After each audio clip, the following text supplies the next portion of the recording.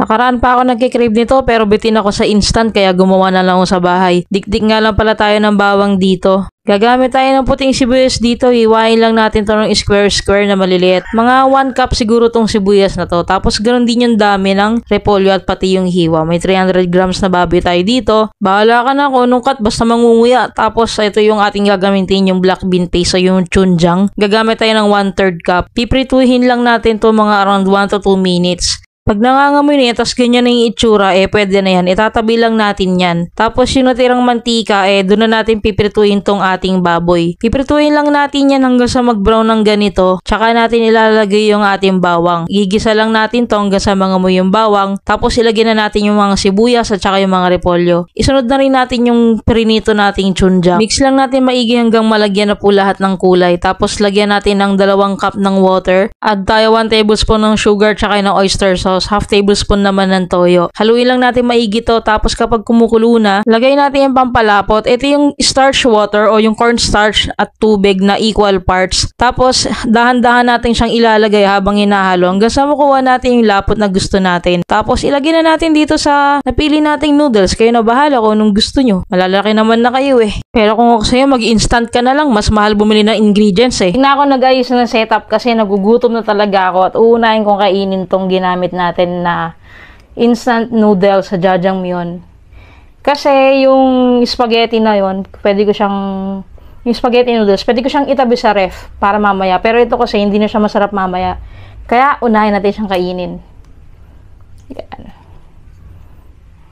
You know.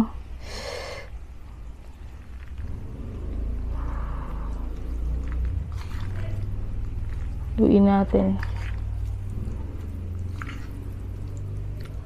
Pa-practice tayo mag-chopstick para di tayo binabash.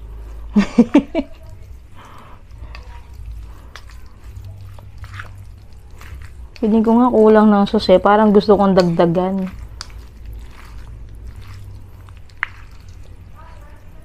Dagdagan natin. Ayan, dinagdagan na natin siya. Ito pala yun Para just in case magutom ako, dito na lang ako kukuha. Tapos yung tira, kakainin ko mamaya bago pumasok.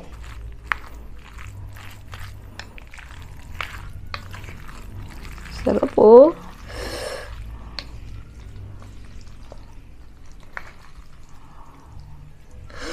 Saucy. Ang sarap dito kasi syempre malalaki yung lahok. Totoong may karne.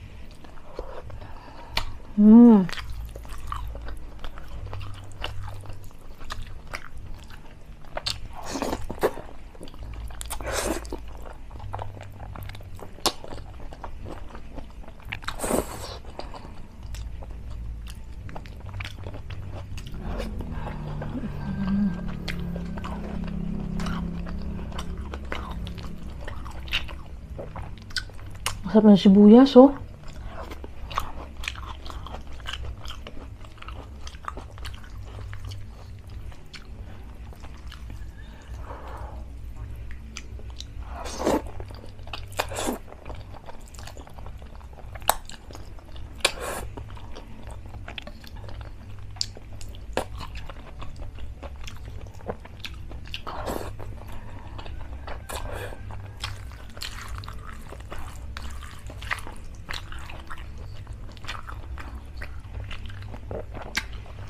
Love.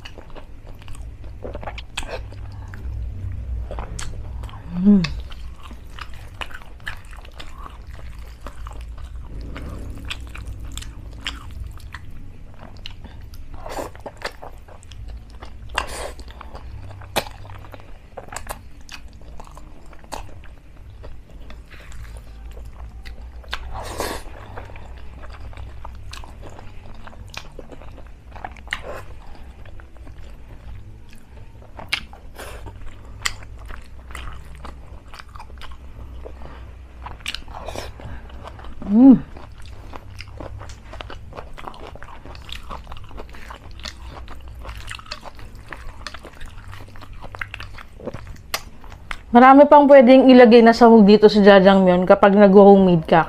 Pero for me, ayoko na masyado masahog. Okay na sana yung karne, sibuyas, at repolyo.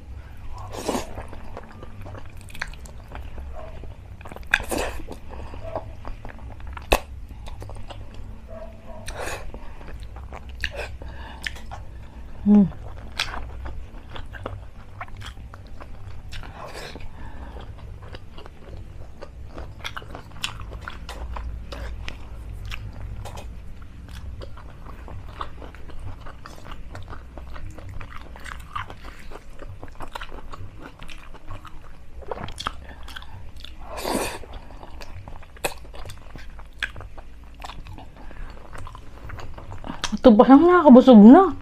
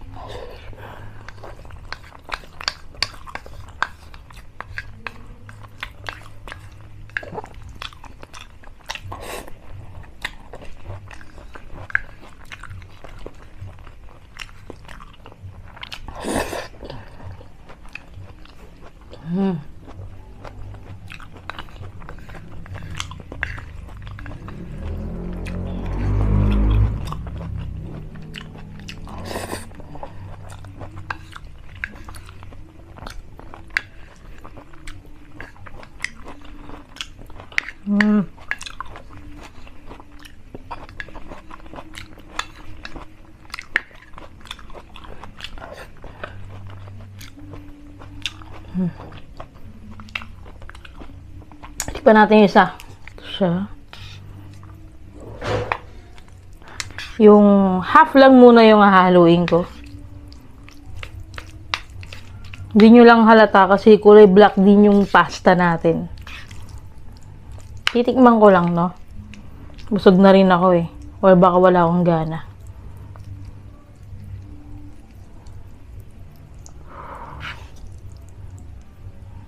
Salin tayo dun.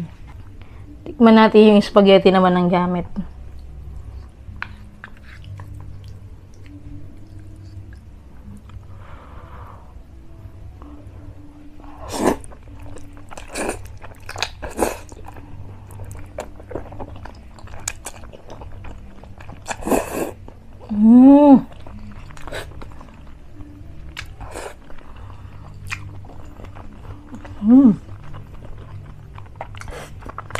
Mas masarap siya para sa akin talaga kumpara sa instant.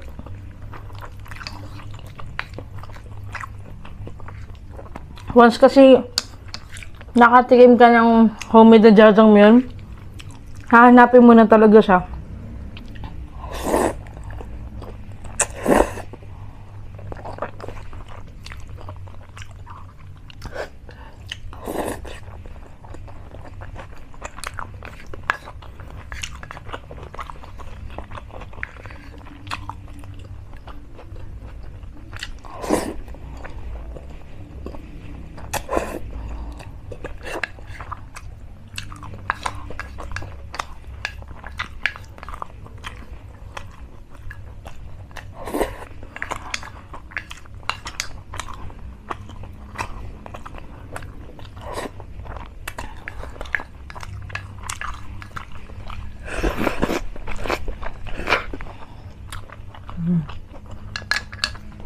Masarap.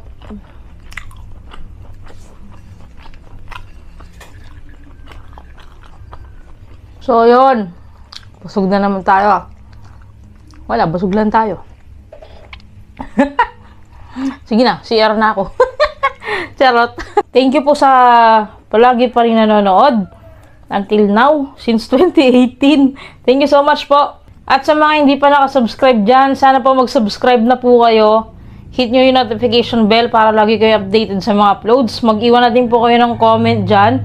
Mag-request din po kayo ng mga gusto nyong iluto natin at kung kaya natin, niluluto natin yan. Huwag nyo din po akong kalimutan i-follow sa aking mga social media accounts. Sa Facebook po, tsaka sa TikTok. Same name lang po yung meron ako. Same profile picture lang din po yung meron ako. Kaya hindi kayo malilito.